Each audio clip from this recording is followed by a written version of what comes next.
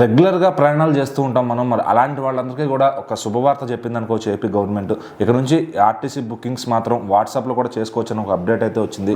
So దాని rules and regulations ఏంటి అసలు? అంటే ఆధునికంగా వస్తున్నటువంటి సదుపాయాలన్నింటినీ కూడా ఉపయోగించుకోవడంలో ఏపీ ప్రభుత్వం ముందుంటుంది అని చెప్పేసి మరొకసారి ప్రూఫ్ అయిందనమాట.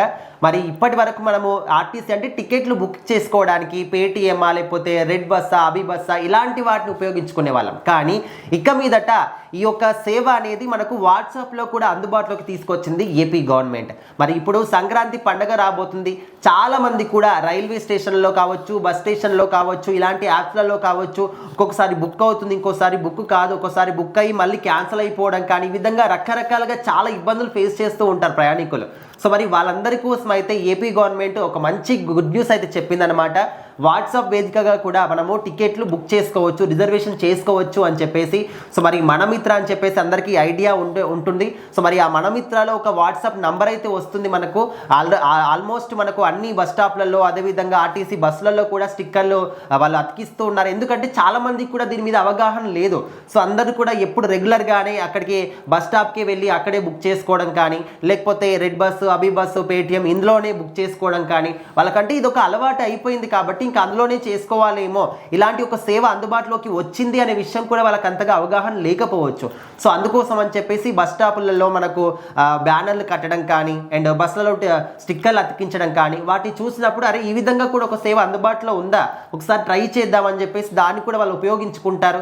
సో కంప్లీట్గా ఆ ప్రాసెస్ కూడా జరుగుతూ ఉంటుంది కాబట్టి ఆ విధంగా కూడా దాన్ని వాళ్ళు అడ్వర్టైజ్ చేస్తూ ఉన్నారు. సో ఖచ్చితంగా ఇది ఒక మంచి ఇనిషియేటివ్ అనుకోవచ్చు.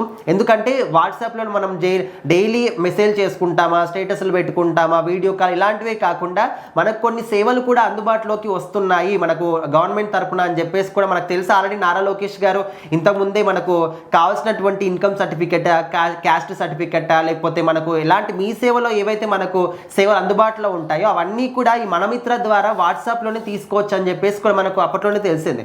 కాకపోతే టికెట్లు బుకింగ్ కూడా ఇప్పుడు చేసుకోవచ్చు, రిజర్వేషన్ కూడా చేసుకోవచ్చు అని చెప్పేసి రీసెంట్గానే తెలిసిందనమాట.